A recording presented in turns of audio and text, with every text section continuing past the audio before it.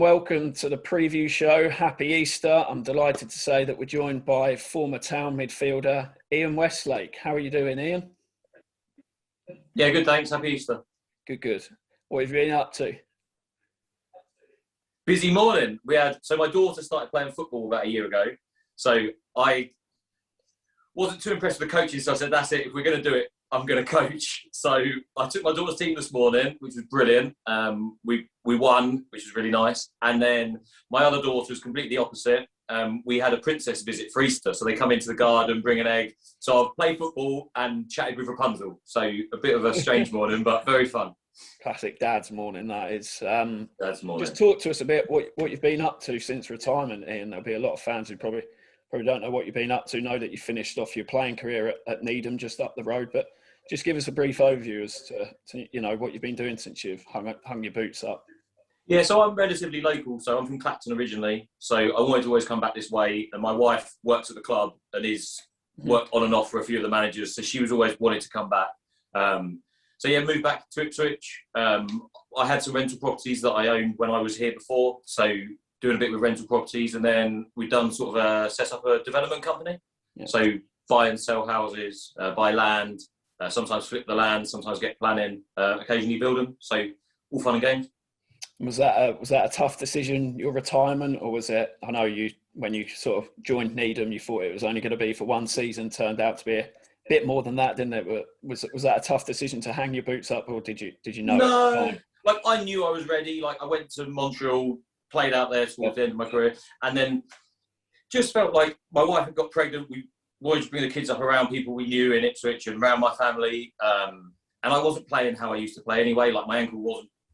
Like I couldn't run the same. I knew I wasn't at the level, and it wasn't fun.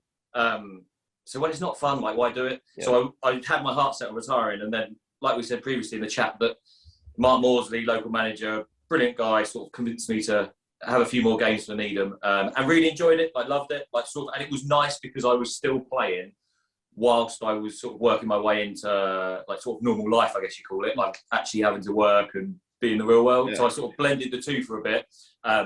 And then, so I'm probably all the way over to the dark side now, having to do some work. And how was that in Canada at Montreal Impact? How did that move come about, and how was it? Yeah, good. So I was at Wickham. The last manager there didn't particularly get along with. Contract finished, and I'd gone to Oldham because Joe Royle was at Oldham at the time. Played a bit on loan there. There was lots of options sort of around. And then I don't know if you remember, there was a guy called Danny Kabassian. Came on loan from Arsenal to Ipswich when Joe Royle was there. Danny was an agent in the US and also chief scout for Arsenal in sort of the Caribbean, South America, and the States. So I used to speak to him quite a lot. He was going around and he knew lots of agents and things out there, and just said, would you ever come out here?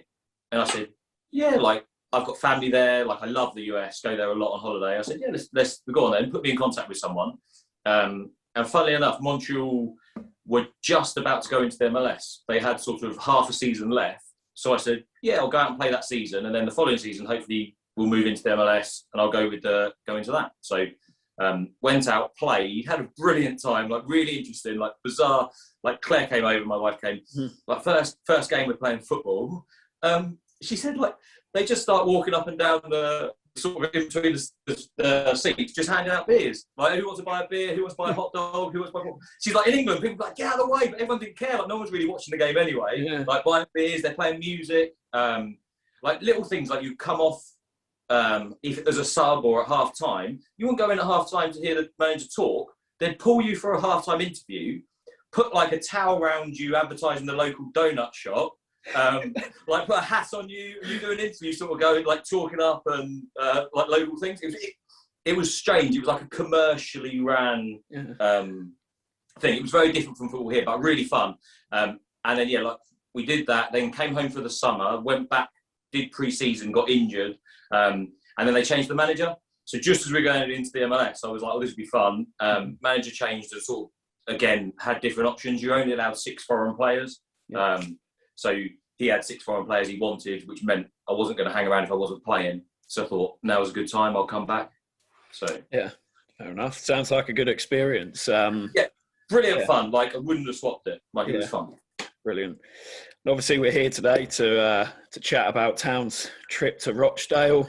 Town are looking to get maximum points from this Easter weekend. What have you made from what you've seen from Ipswich this season? Yeah, so I've seen bits because obviously with the kids and stuff, my wife likes the club, so she likes to watch it, and I'm like, I get on kid duty when the football's on, so and I'll go and watch Liverpool when it's a bit later in the day. But the bits I've seen, it's a very strange season from what I've seen. Like they just pass it around for passing it around sake under Lambert, and I just thought, wow, it's League One. Like, all respect to League One, you put the ball in the box 10 times, there'll be an own goal or it'll drop to a striker and you'll score. But if you just pass it around at the back and it doesn't really do much, you're not going to score any goals. Like, it's all about entries into the box, entries into the final third. That's just how League One is. There are mistakes in players and you'll score goals. So yeah, I just was watching it thinking, oh my God, like, it's lovely. We've got 70% possession, but one shot. And I just thought this was bizarre. And then it all looks like it's changed under the new manager. He's come in a lot more direct, a few more chances. But again, like at the moment, I think he's just trying to find who he wants to play. Yeah, I think that's been evident in Paul Cook's first sort of 6 or 7 games. It's been, he religiously sticks to 4-2-3-1 at the clubs he's been at, but he's been speaking a lot about in his post-match and pre-match press conferences about if you haven't got the personnel, and he will have to go away from that formation, and he ultimately did on Friday against Bristol Rovers, and that saw 2 up top. So he is willing to, he's speaking a lot about, okay, we'll look at the future. There's going to be changes in the summer, it looks like, with so many players out of contract. But right now, it's just about this run-in, and there's still a chance of promotion, isn't there? Oh, easy. Like, I think they're in a similar position to Liverpool. Like, Liverpool team that I support, like, they haven't had a great season. They're now just won a couple of games, and they're just pretty much back in the top 4. And it's the same for Ipswich. They'll win a couple of games. They won this one over Easter, and if they win the next, what are they? A point off the playoffs, or even in the playoffs? Yeah, a bit just off it. Do you know what I mean? Like, it's doable, and the players are there. It's just getting them to play. Like, I think the squad's great. I just think they need to, whether it's a direction, maybe it's more attacking, maybe it's not more attacking, maybe it's counter-attack. But you've just got to find a way of getting the best out of these guys for what? I don't know. Is there 9 games left? Yeah, I believe so, yeah. Do you know what I mean? 9 games, just 9 cup finals, go and get in the playoffs. So I watched the game the other day, and although after the 2-1 lead, they probably played the better football, individually, they probably didn't have a player that I would have picked over one of ours. You look at our midfield, like, technically they're all better on the ball, they looked fitter, they looked stronger, but we didn't play as well. And it's just, I think the manager can go and get that out of them. Yeah, let's hope so. And just looking at Town's opponents, Rochdale at the foot of the table, Bristol Rovers were 23rd when we played them on Good Friday, and rightly so, the manager's been targeting maximum points out of these 2 games over the Easter weekend. Yeah, like, people always say, oh, tricky games, the ones near the bottom, they're trying to fight for their lives. They're the worst teams, they're at the bottom. Do you know what I mean? They've got the least points. Especially at this point in the season. 9 games to go, they're there for a reason. Yeah. Yeah, they're the worst team, so in theory you should go and beat them. Like, it doesn't matter if they've won a couple or this or that. Like, if you score against teams at the bottom, and I've been at the bottom in teams, when teams score against you, you think, oh, do you know what I mean? And then suddenly everything drops. Do you mean all you've got to do is get one early goal, and hopefully there'll be a few more going, and also that'd be great for the confidence going forward. Yeah, Rochdale's manager Barry Murphy came out after they lost 2-1 on Friday to Portsmouth, and he came out and said that he was pleased with his side's performance, stating that if they can replicate that performance against Town on Easter Monday, he's sure that they'll do well. So, they've obviously lost more games than they've won or drawn, but they beat Lincoln away from home. They drew 3-3 with Peterborough. It's a strange result. You just never quite know, do you? You got to turn up. Yeah, but what's he going to say? Oh, they were rubbish and we're going to get relegated. Do you know what I mean? He's always going to have to go and put something on it and say, oh, no, we played well if you do that again. Do you know what I mean? Like, he can't put his players down. They've got 9 games to try and stay up. He's going to say, oh, they did great. He's trying to keep his players' hopes alive. He's trying to sort of, build the confidence in the squad. It's just sort of gamesmanship from a manager. Like, realistically, he probably would have gone, oh, we just lost another game. We're still at the bottom. Do you know what I mean? But he's not going to say that in the press, is he? Do you know what I mean? So from our point of view, I wouldn't read too much into the manager's comments. You're playing a team down the bottom, should be low on confidence. Go and beat them, score some goals. Very much a case of Town imposing their game on Rochdale then, from what you're saying? Yeah, like I said, put pressure on them. Like I honestly, the games I've seen in League One, having played in League One, and Wickham did it last year, they put the ball in the box. Like it wasn't, they didn't play great football. I came and watched the Wickham game. They did play great football. They worked harder than any team I've seen work. And entries into the box. Every time they got a free kick, it went in the box. Every time it went wide, they crossed the ball and they scored. Do you know what I mean? You get chances if the ball's in the right area. Like it's not complicated at this level. Like I don't think it's, you don't have to go crazy and go, we'll pass it around, we'll do this. Get the ball forward, score some goals. That is something that you hear Paul Cook saying in press conferences, and with the games being behind closed doors, it's getting crosses in the box, getting higher up the pitch, playing in their areas. So it seems like that is what he's asking his players to do. Fullbacks getting high, getting crosses into the box. Yeah, like I'm all for total football if you've got the right players to do it. But in turn, if you haven't, get the ball in the right areas. And like our midfield, every one of the young lads, like most of them have come through the academy, they don't come through Ipswich Academy and not play football. They're not chasers and kickers. They can play, but let's just play in their half.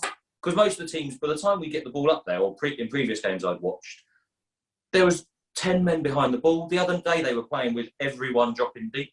Like even the centre forward was 20 yards inside his own half. Do you know what I mean? It's very difficult to score goals against that. Let's get the ball further up the pitch and play our football in their half. Also, if you lose it there, you've still got your defence to stop them. Do you know what I mean? Like, I just don't see why we have to play, or previously, why we were sort of playing too much football in our own half, especially at this level. Yeah. Who do you see the key men for both sides, Ian, being the difference? Both sets of strikers. At this level, you just got to score goals. Whoever we decide to go with up front, if they have a good day and score, that makes the difference. Defensively, we look pretty sound in the last game, I thought. Like 3 centre-halves, you've got a mixture of experience and pace and power. It should be fine. Like just, go and put some pressure on them. Yeah, absolutely. We've got some fan questions, Ian, and then after I've asked these, I'll get your score prediction for the game. So the first one is from Steve, who asks, when you signed for Leeds from Town, what were the differences on and off the pitch?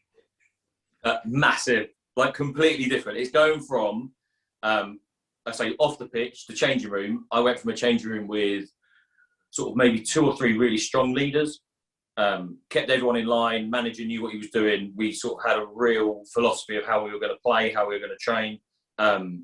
There were some big names at Leeds, big, powerful names that sort of thought they knew better than the manager. There were lots of little cliques. No one really got on. It was a really strong squad that had just got into the playoffs at Leeds in the Championship, and you thought, this is going to be brilliant. Turned out, and it was sort of a toxic atmosphere. Like, didn't particularly, like, the new guys were over there, the old war horses were over there, the guys who were left over from the Premier League a few years back on big money were over somewhere else.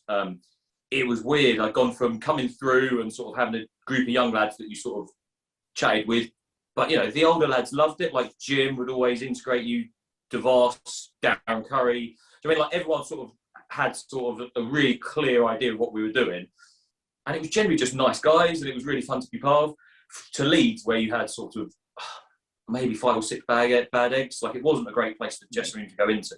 And then turns out a lot of them, we got relegated that year. So, do you know what I mean? Going from playoffs to that, it wasn't the footballers, it was sort of just the mix of players and the attitude. It was a shame. Yeah. And what about playing at Ellen Road? How was that? The atmosphere and the amazing. Like, I love Ipswich fans. Don't get me wrong, but the Leeds fans are nuts. Like, absolutely mental. Like, they're just home or away, just absolutely brilliant to play in front of. Ellen Road, when it's really rocking, is something special. Like the year we'd got relegated, and then went into administration, so we started the year on minus 15 points. Right. So everyone was, and Leeds has got this brilliant attitude that everyone already hates them. Mm-hmm. So it's already us against the world. Then Dennis Wise comes in and Bates comes in as the owner.